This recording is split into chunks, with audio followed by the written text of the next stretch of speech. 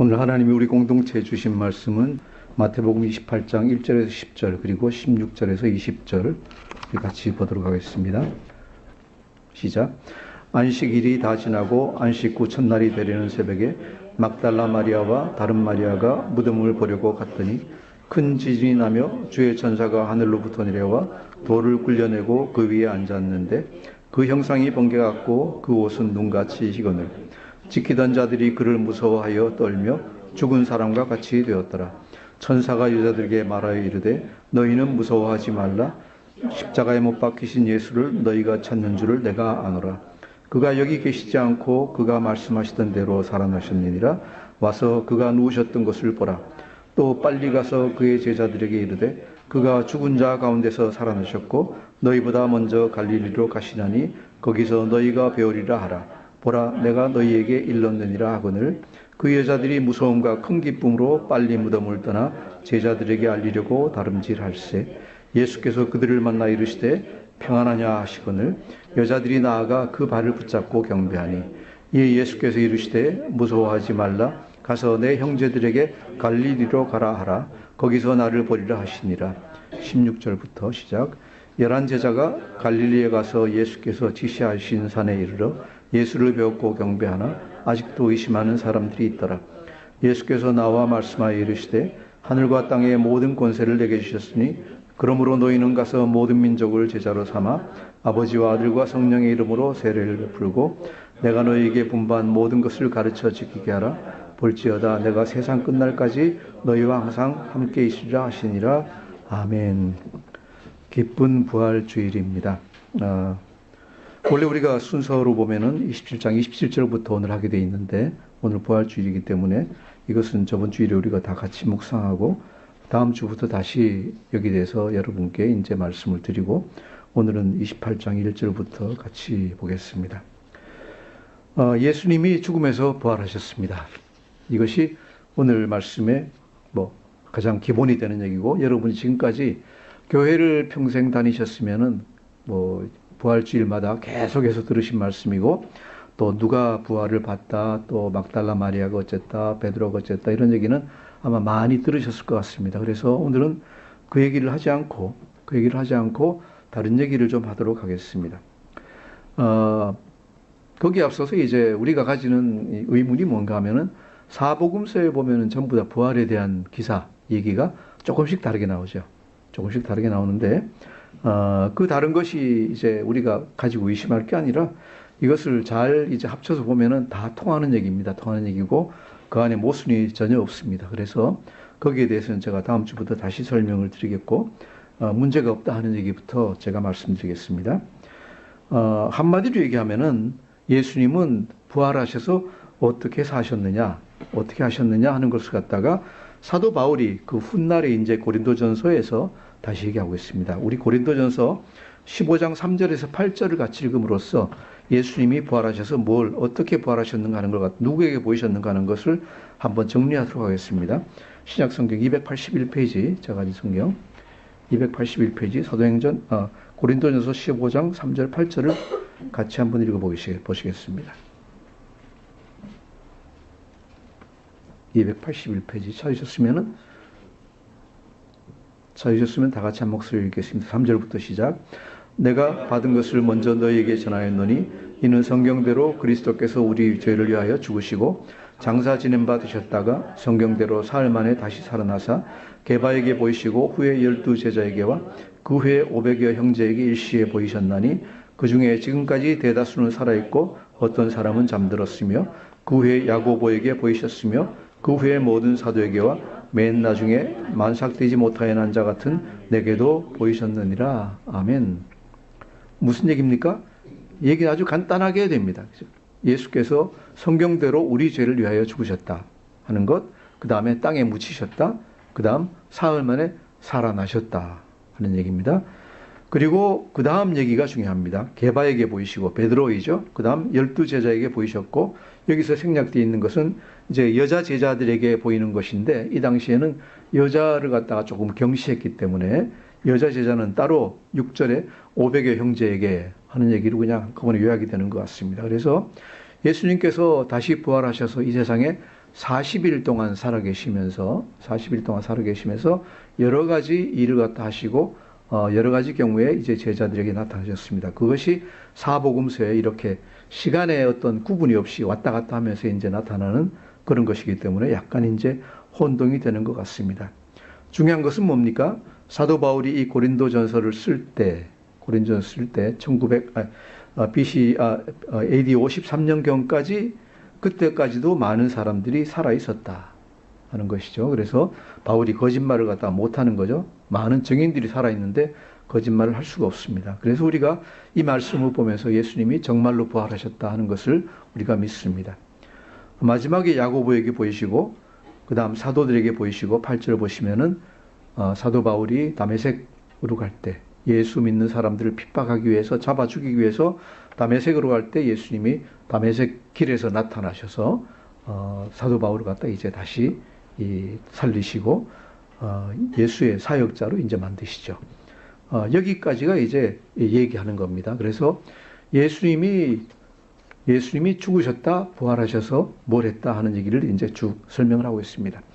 우리가 성경을 보면은요, 예수님 죽으신 얘기는 굉장히 어떻게 보면 간단해요.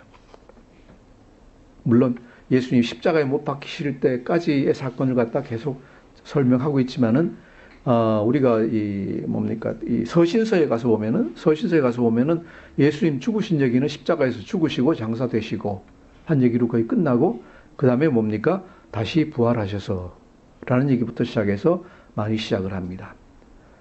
그래서 우리가 아는 것은 예수님이 십자가에 죽으신 것도 중요하지만은 더 중요한 것은 무엇이냐? 장사되셨다가 다시 살아나셨다. 이것이 더 중요하다 하는 걸 갖다가 압니다. 이것을 우리가 우리 삶에 비춰보면 어떻게 됩니까? 우리가 예수 믿고 십자가에서 예수님이 죽으신 그 보혈의 권능으로 우리 죄를 사함을 받고, 그죠? 거기까지가 우리가 생각하는 것인데 더 중요한 게 뭐라고요? 죽었다가 세례받고 죽었다가 다시 살아나는 것이 더 중요하다 하는 것을 우리가 서신서에서 보면은 잘 알 수가 있습니다. 뭐가 더 중요하다고요?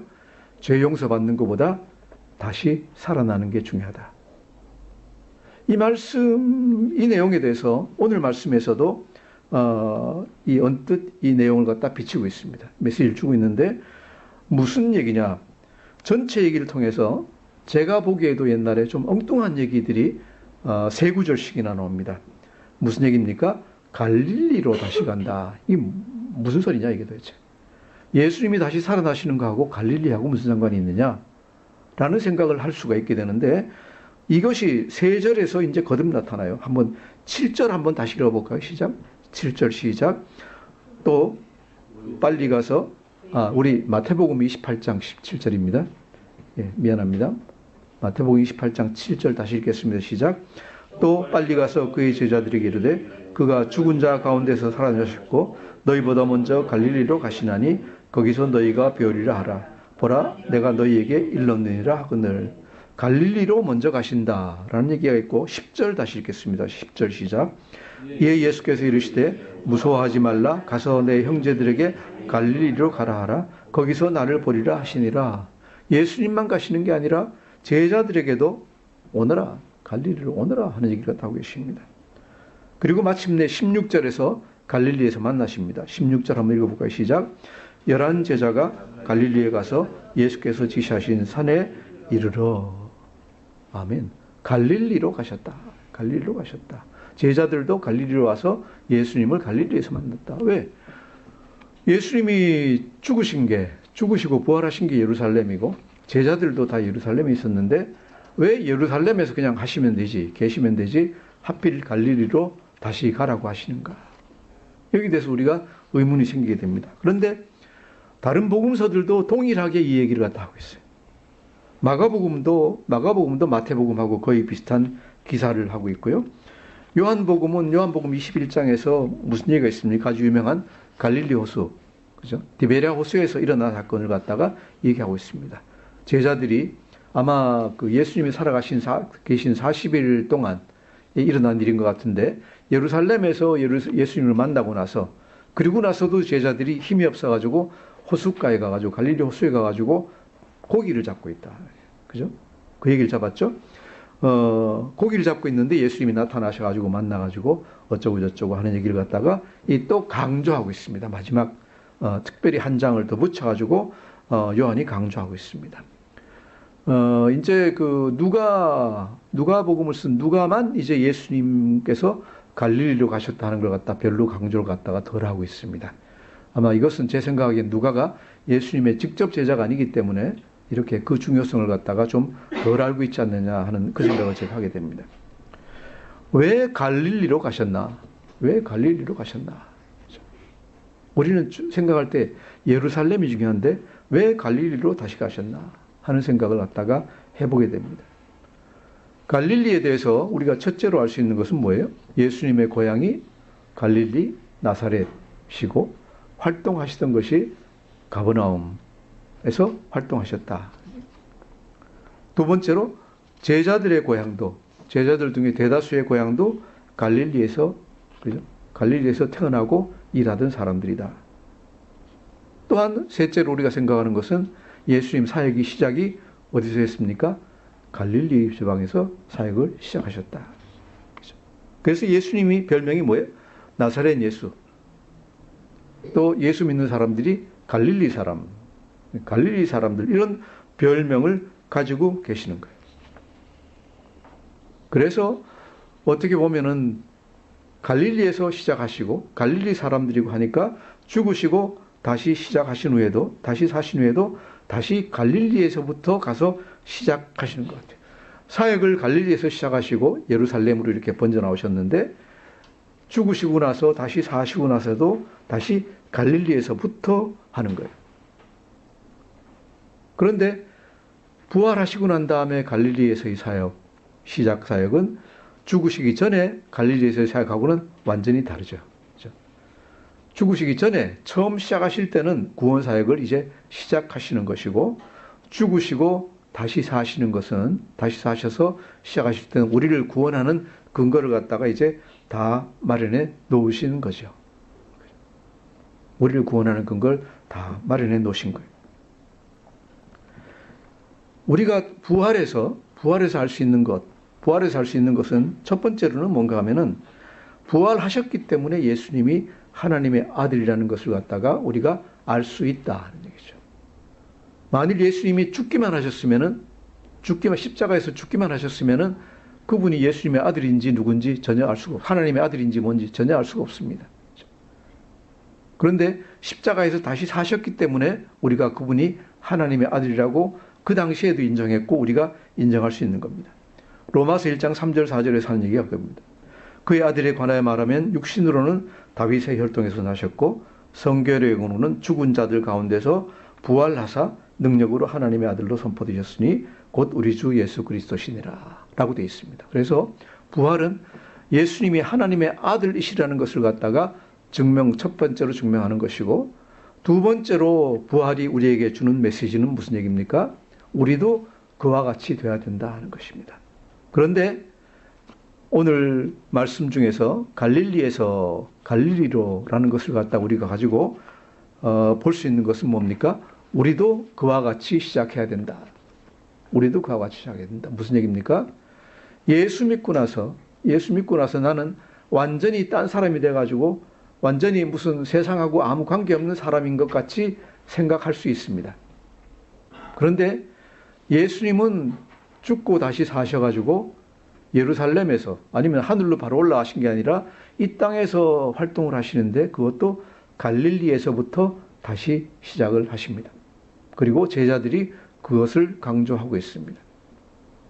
이것은 무슨 말씀일까요? 우리가 예수 믿기 전하고 예수 믿고 난 다음하고 우리의 정체성과 모든 것은 완전히 다 달라지지만은 여전히 우리는 우리의 이웃 가운데서, 그죠? 우리 친구 가운데서, 우리 있는 그 환경 아래서 그대로 살아나가야 된다 하는 얘기가 되겠습니다. 물론 우리는 다른 사람이 되었습니다. 다른 사람이 되었지만은 우리는 그 가운데서 살아가야 됩니다.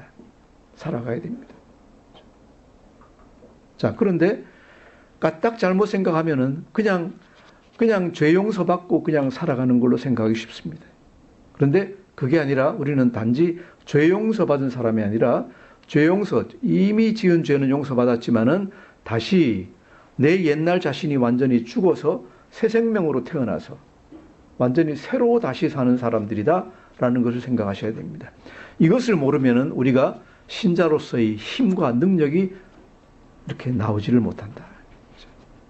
어떻게 하면은 내가 예수 믿고 나서 변화되고 예수 믿고 나서 예수 믿는 사람으로서 예수의 향기를 풍기고 새 사람이 될 수 있느냐? 새 사람이 될 수 있느냐? 이것은 예수님이 하신 것을 그대로 따라가야 된다는 얘기입니다. 예수님이 십자가에서 죽으시고 묻혔다가 다시 부활하셨습니다. 우리도 그와 같이 되어야 된다라고 로마서는 말하고 있습니다. 우리가 비록 예수님 같이 똑같이 이 세상에서 갈릴리에서 하신 것 같이 이 세상에서 살아가겠지만은 우리는 완전히 다른 사람이 되어야 됩니다. 다른 사람이 되어야 됩니다. 우리가 로마서 6장 3절에서 5절 한번 찾아보시겠습니다.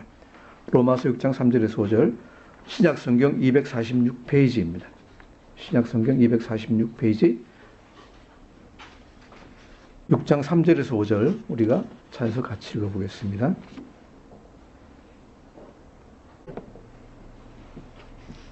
자, 같이 읽겠습니다. 시작.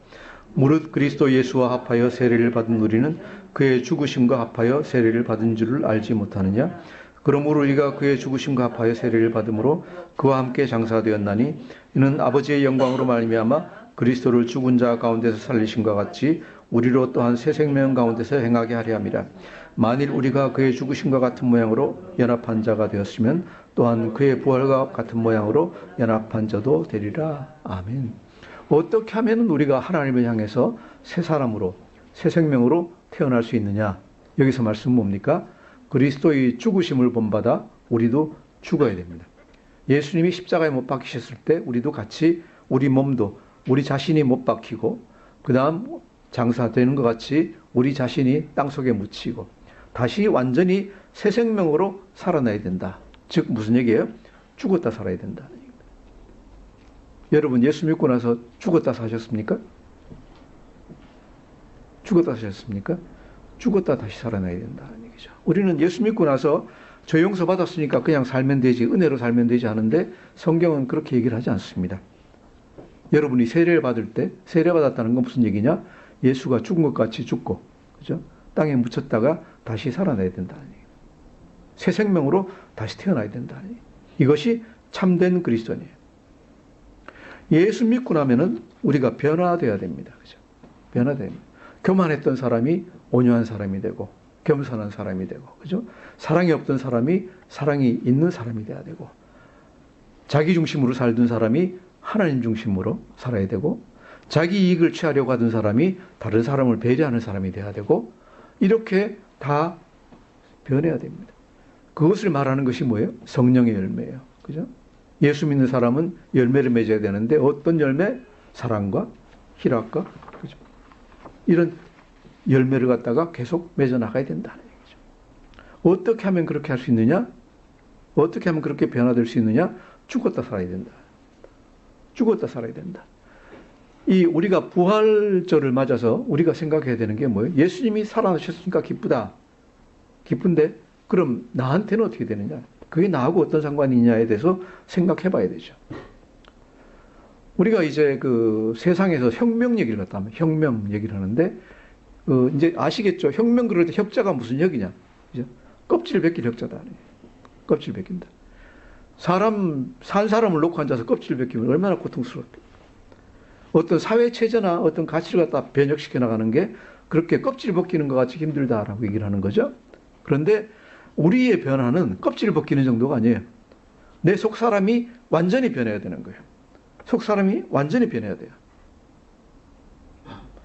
자연인이 세상에 그냥 살던 세상 가치대로 살던 사람이 그리스도인이 된다는 것은 완전히 다른 존재가 되어버리는 거죠. 예수 안에 들어가기 전과 들어갔다가 나온 사람은 완전히 다른 사람이에요. 다른 사람. 이것을 요한복음에서 뭐라고 얘기하는가 하면은 중생한다라고 얘기해요. 거듭난다라고 얘기를 해요. 우리가 거듭난다 그럴 때 무슨 그냥 거듭나면 되느냐? 아니죠. 요한복음 3장에 보시면은 예수님과 니고데모가 대화하면서 예수님 뭐라 그러셨어요? 사람이 물과 성령으로 나지 아니하면 하나님의 나라에 들어갈 수 없다라고 했는데, 물과 성령으로 나지 아니하면을 다른 번역으로 어떻게 번역하는가 하면은 위로부터 다시 나지 아니하면 그래요. 위로부터 다시 나지 아니하면, 사람이 위로부터 다시 나지 아니하면 하나님의 나라로 들어갈 수 없다. 그래서 예수 믿는다는 것은 로마서 말씀이나 오늘 말씀을 비추어 보고 요한복음 말씀이나 다 보더라도 무슨 얘기입니까? 예수님 안에서 자연인, 옛날에 내 자연인이 죽고 예수 믿는 그리스도인이 다시 태어나는 겁니다. 이것이 중생입니다. 여러분이 교회 다니시면서 예수 믿으면서 단지 내가 지었던 죄가 예수님이 십자가의 보혈의 공로로 용서받았다. 할렐루야 감사합니다. 이거로 그쳐가지고는 반쪽짜리 아니 3분의 1쪽짜리 그리스도인밖에 안 된다. 그것은 예수님이 십자가에서 못 박혀 죽으셨다는 것에서 그냥 그치는 거예요. 부활은 뭐예요? 부활은 죽으셨다, 다시 사셨다. 다시 사셨다. 우리 자신도 예수님 본받아서 내 죄가 십자가에서 사라졌다. 그죠? 용서받았다. 여기서 그쳐가지고는 되지 않아요. 다시 영광스러운 부활의 몸으로 태어나야 돼요. 어떻게 해야 되느냐? 죽었다, 살아야 돼요. 죽었다, 살아야 돼요. 내 옛날 셀프, 내 옛날 자신이 완전히 죽고, 그건 땅에 묻어버리고 다시 새 생명, 그리스도의 생명이 내 안에서 나타나야 돼요. 그리스도의 생명이 내 안에 나타나야 돼요. 여러분 한번 직접 자기에게 물어보십시오. 나는 과연 죽었다 다시 살아났는가? 옛날 내가 죽고 새 생명이, 그리스도의 생명이 내 안에서 자라나고 있는가? 태어나고 있는가? 우리 그 찬양만 해야죠. 내 안에 사느니 예수 그리스도니 나의 죽음도 유익함이라. 이 찬양 우리가 굉장히 많이 해요. 근데 간단한 얘기가 아니에요. 내 안에 사는 이 예수 그리스도니 나의 죽음이 유익해요. 내 안에 예수님이 사시려고 그러면은 내가 살아있으면 예수님이 사실 수가 없어요. 어떻게 사실 수 있습니까? 내가 죽어야 돼요. 내가 죽어야 돼요. 그리고 다시 갈릴리에서 시작을 해야 돼요. 우리가 살면서 이 세상을 벗어날 수가 없어요. 이 세상 안에서 살아야 돼요. 그럼 어떻게 이 세상 안에서 예수 닮아가면서 예수 믿으면서 하나님 믿는 참 신자의 삶을 살아갈 수 있는가? 완전히 죽었다가 다시 살아나야 돼요. 내 옛날에 가지고 있던 것 다 그냥 지니고 있으면서 거기다 더하기 예수님의 은혜, 이것만 해가지고는 참된 신자가 될 수 없어요. 해야 되는 건 뭐예요? 예수님의 은혜로 죄를 용서받았으면 나도 같이 죽어야 돼요. 예수님 그러셨잖아요. 요한복음 8장에서 뭐라 하셨어요? 다시는 가서 죄를 범하지 말라 그랬어요. 어떻게 하면 다시는 죄를 범하지 않을 수 있나요? 내가 죽어야 돼요. 다행히 감사하게 은혜로 내 이전에 지은 죄는 다 용서받았어요. 끔찍하죠? 이전에 지은 죄가 나한테 계속 붙어 있다고 생각하면은 나는 어떻게 될까요? 지옥 가도 1000번은 지옥을 가야 돼요. 그렇죠? 이전에 한 행동, 예수 믿으면서 점점 더 생각해 보면 어때요? 행동 하나하나가, 생각했던 거 하나하나가, 그죠?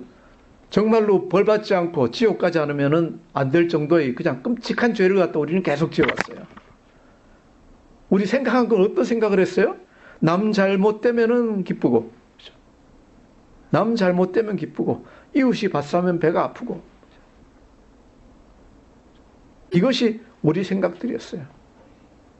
하지 말아야 될 생각들, 하지 말아야 될 행동들 계속했어요.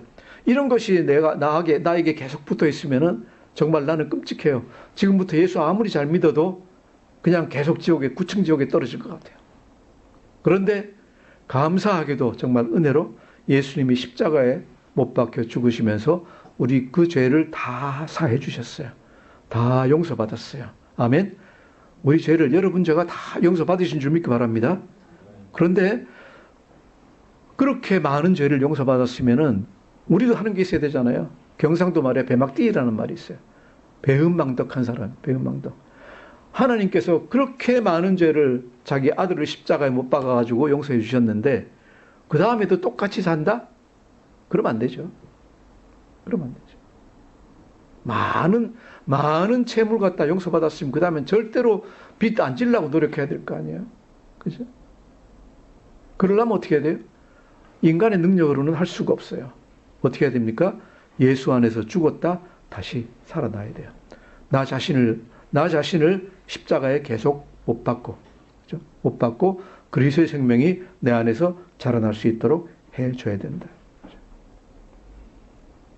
예수님은 죽고 다시 살아나셔서 갈릴리에서 다시 시작하셨습니다. 우리도 이 땅에서 계속 있어야 됩니다. 우리가 예수 믿었다고 해가지고 바로 천국 가는 거 아니잖아요. 이 땅에서 계속 살아야 되고 이 땅에서 일을 하고 살아가야 됩니다. 우리는 어떻게 시작할 수 있습니까? 우리는 이 땅에서 예수님을 닮아가는 데서부터 시작해야 돼요. 어떻게 닮아갑니까? 예수님이 십자가에서 죽으신 것 같이 내 정욕을 십자가에 못 박고 내 옛날 사람을 땅에 묻고, 그렇죠? 정말 그 죽음의 고통 가운데서 예수를 믿고 다시 살아나야 돼요. 이런 죽음의 고통, 그죠? 죽음의 고통을 여러분이 다 경험하시기를 바랍니다. 자신을 부정하고, 자신을 완전히 부정하고 예수의 생명을 받아서 다시 태어나야 돼요. 쉽지 않아요. 그래서 우리가 이렇게 보면은 예수를 정말로 믿지 않다가 믿는 사람들이 어떤 때 믿게 되느냐? 인생의 맨 밑바닥으로 내려갔을 때 예수를 믿기 시작하죠. 그렇죠? 인생의 맨 밑바닥으로 내려갔을 때 정말로 죽기보다 더한 고통을 당하고 있을 때 예수를 다시 믿기 시작해요. 잘 살고 있을 때는 참 믿기 힘들어요. 참 믿기 힘들어요. 왜? 내가 뭐 잘못된 것도 없고 힘든 것도 없고 필요한 것도 없어요. 그래서 잘 안 믿어요. 죽기보다 힘든 고통으로 내려갔을 때 거기서부터 시작해서 예수를 정말로 찾기 시작하고 하나님을 찾기 시작해요. 부활절을 맞아서 우리가 무엇을 해야 할까? 우리가 무엇을 해야 할까? 어떤 일을 해야 될까? 우리가 어떻게 살아가야 될까? 여기 대해서 우리가 다 같이 다시 생각하는 시간을 가졌으면 좋겠습니다. 그리고 또한 우리가 정말로 예수 믿는다면 해야 되는 것이 무엇인가?